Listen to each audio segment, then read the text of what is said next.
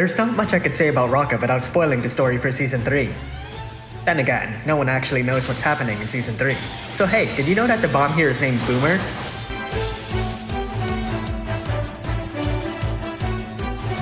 Rocka's Trustmaster reward is a materia that boosts magic by 50% and gives a double 40% killer against fairies and stones. This is a very good Trustmaster reward, given its offensive angle with stats and killers.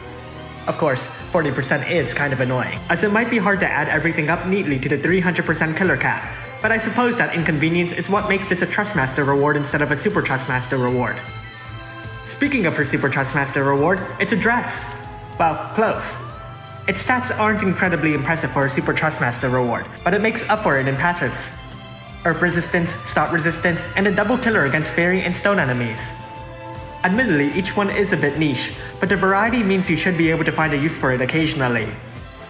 Onto her active abilities. We can see some magic spells of Blizzaga, Stonga, and Graviga. The first two can be awakened further to make them more viable. Earth Infliction imbues Earth onto your team, boosts their Earth damage by 30%, and boosts their Wind and Earth resistance by 100%. Quick can be used 5 times per battle. It decreases the cooldown ability timer by 1 turn for a single ally, but note that you can't cast this multiple times in a single turn. Haste inflicts haste, though it's a team buff that raises your team's accuracy by 50% and fills their limit burst gauges by a small amount. Slow inflicts slow, and by that it lowers the enemy's accuracy by 25%. Go Boomer is a physical attack that deals magic damage, removes any buffs from an enemy, and chains of Bolting Strike. Spell of Plant and Stone gives your team a double 100% killer buff against the aforementioned enemy types. Stone Slayer is unlocked at EX plus 3, and it gives your team a double 160% stone killer buff. Stop inflicts stop, but it probably won't. Passives. But for Trustmaster reward or Super Trustmaster reward equip, she gains magic, MP, and bonus equipment magic when holding a single rod. She also has the leeway to carry a shield, except she actually doesn't. So if you want to do so, you have to address that glaring hole yourself. Her normal attack has been changed to maybe inflict stop, and also fill your team's limit burst gauges by a tiny amount. At the start of the battle, she'll cast Preemptive Haste, which automatically boosts your team's accuracy by 50%, and fills their limit burst gauges by a small amount. At EX plus 2, she gets an instant limit burst. Building her best would depend on the fight at hand. She's primarily a support unit, but given the way super limit bursts work, you won't have to worry about boosting her limit burst gauge fill rate or any other knickknacks of the sort. Let's look at her limit burst. It boosts your team's stats by 300%, their limit burst damage by 250%, and buffs their earth damage by 35%. It's a strong damage buff, though you have to keep in mind that it lacks Imbue or Imperil. This could either be a bonus or a drawback, depending on what you're fighting and how fast you want to kill it. Time to change forms. For her limit burst, that is.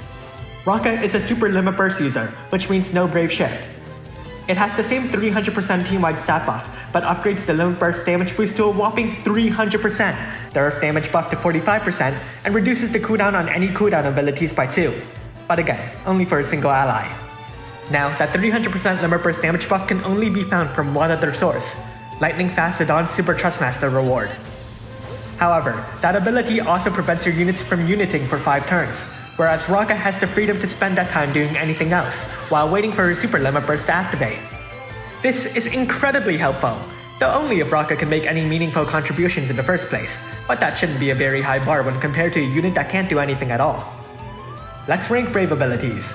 I'd recommend raising Earth Infliction to raise the Earth damage buff, Quick to increase its usage rate, and finally Haste to boost its effects. So, EX2? As a super limit burst user, she innately benefits from additional EX awakenings, given the cooldown reduction for each level. Furthermore, her super limit burst is incredibly powerful, best seen with its limit burst damage buff. Unfortunately, EX awakenings are ultimately expensive, and it might just be more affordable to figure out a strategy with Lightning Fast Zidane's Super Trustmaster reward instead. However, Rocka also comes with additional bonuses at each EX awakening. At EX plus 2, she gets an instant limit burst. Now, her limit burst is certainly strong, but as her biggest buff is on her super limit burst rather than on her Brave Shift, she won't benefit from this as much as, say, Lord of the Seas Nikou or Stage of Thunder Sakura. But to be fair, neither of them have a 300% limit burst damage buff.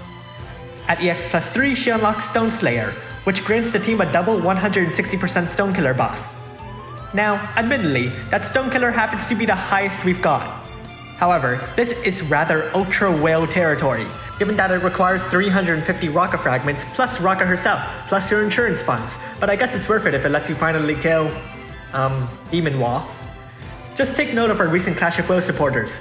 White Dragonling and Bulwark and the Melodic mascots boast a number of killers, and it wouldn't be too far-fetched to imagine a third supporter with more killer buffs in tow. Of course, it likely won't surpass 160%, probably 150% at best, which, obviously, is complete garbage because it's 10% lower. So how good is Rocka? As a supporter, her kit is rather solid.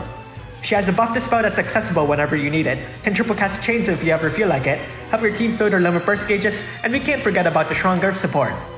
The resistance and killer buffs are a bit niche, but strong, and undeniably useful whenever called for. Even the fact that she's a super limit burst user isn't a problem, as she doesn't have to sacrifice survival equipment for damage, because you won't use her as her main damage dealer in the first place. However, her real claim to fame is her 300% limit burst damage buff and her cooldown reduction. The first one goes without saying, but the second one is more debatable. The Japanese version of the game has very few units that are incredibly reliant on cooldown abilities, as many units now have a cooldown period that matches the turn duration of their abilities' effects. If they have a strong damaging ability as a cooldown, then it can certainly be applied here, though whether or not that works out depends on the unit in question. However, keep in mind that global original units do exist, and many of these units have powerful cooldown abilities that they certainly wouldn't mind using more often. But this is more of a case-by-case basis rather than a generalization, and you sometimes have to question if bringing a supporter to support the support is really a sane thing to do. Thanks for watching, and if you like this video, leave a like and subscribe. Comment below if you get Rocka. She's a rather interesting unit with the ability to reduce cooldowns, and even without that you'll see that she's a strong Earth supporter. However, ultimately the cooldown feature remains a gimmick, which isn't extremely relevant, though admittedly it can see some use. Kind of like Season 3.